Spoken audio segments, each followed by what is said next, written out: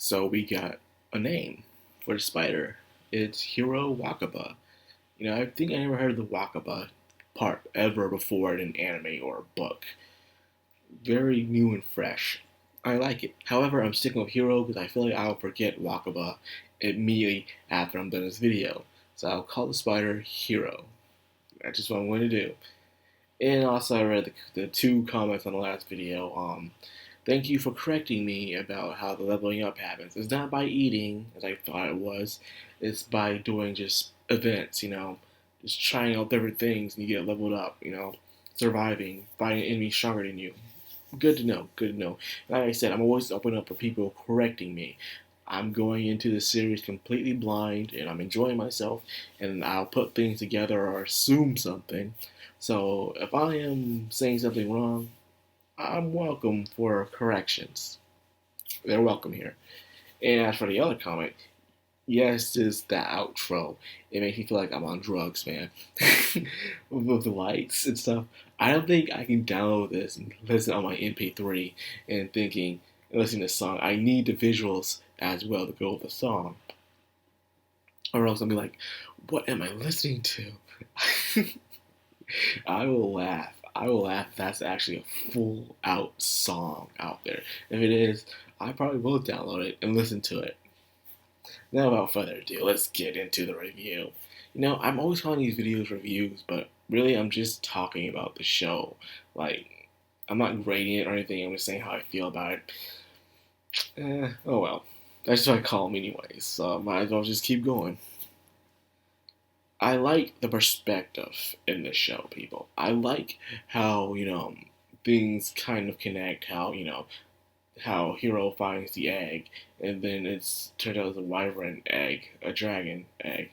And at the same time, you're hearing about an earth wyvern going around attacking people.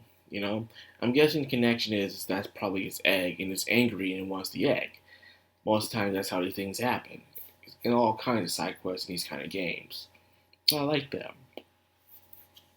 Now, with the human side, there wasn't much to talk about besides how the main human character who acts like a typical isekai character, but for some reason I don't hate him. Maybe it's because it's how they do climb from Overlord in a way.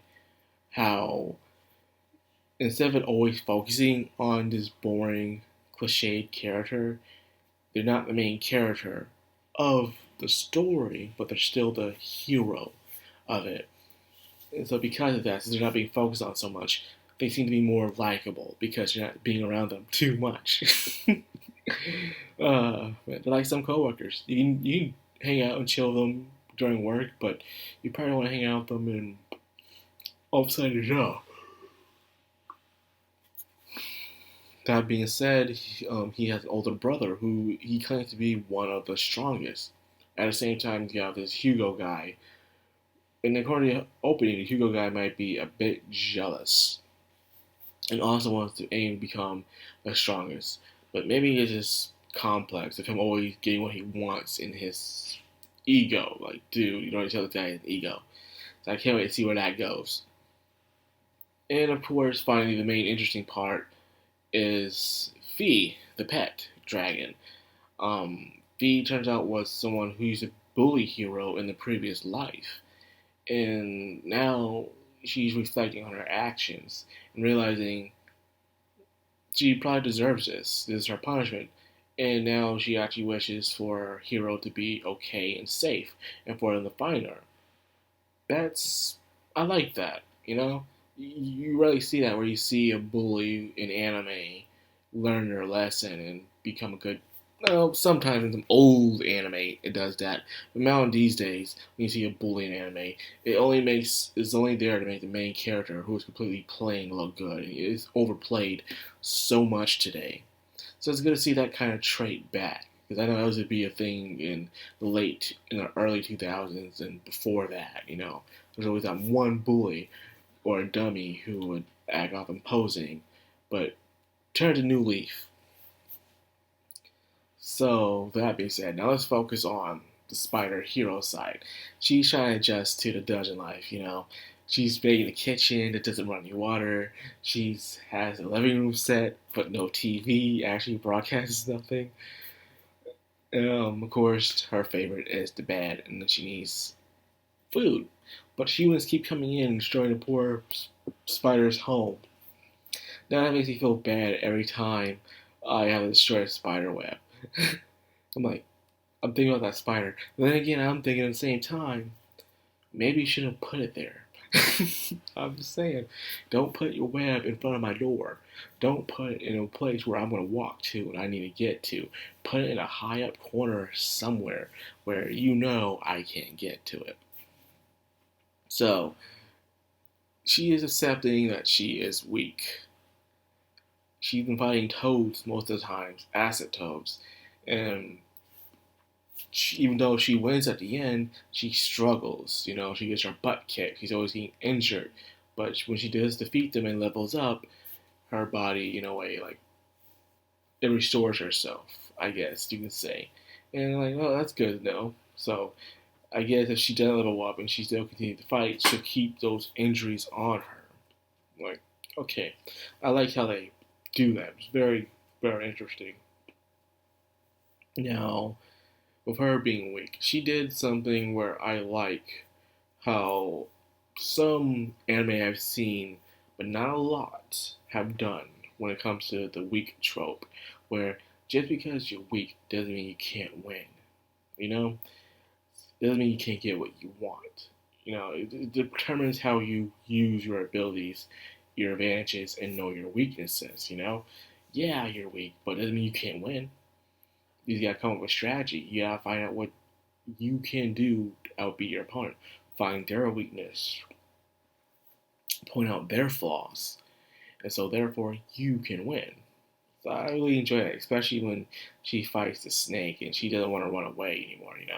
Turns out she kinda had a crappy life. She couldn't do well in school and her home was broken, so she was always by herself. So I guess being isekai, she didn't really have much of an attachment this time. So when she actually finds a place, despite her being a spider, is pretty enjoying her own life. She doesn't want to run away anymore. She wants to get stronger in her own way. So she fights off the snake. And by the way, what kind of snake wants to eat a spider?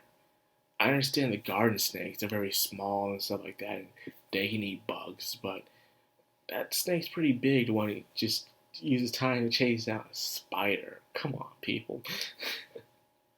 Aim for some toads or something, man. Not just insects. But she seems to be in a very weak part of the dungeon, probably near the entrance area. It's the fact that you can see normal humans just going there. She's probably in that area of the dungeon, a very weak part. But I bet she gets deeper and deeper into the dungeon, she'll probably face stronger monsters. This is my guess, people. I'm not completely sure. I'm just pointing things out. Now, before I end this video, there's one thing I am curious about. Is the chick in white hair. Is that Hero? If anyone will answer that question for me. The chick in white hair. The one you see in the opening or when I see in the cover sometimes. When I click on the videos on where I watch them. Like, is that Hero in a human monster-like form? I don't know. It makes me feel that way. I'm not sure. She gives off the spider humanoid vibe, in my opinion. Just let me know if anyone does or care to comment. This is gonna keep me thinking all the way until next week. Trust me, it will. So, anyways, I got your video. I hope you guys enjoyed it. And by the way, this is gonna have 24 episodes. Yay! So I got 2 seasons to review this. So we're in for the ride here, people. So like, comment, subscribe, and of course hit that bell icon. This has been Madcrown on Anime. Signing out.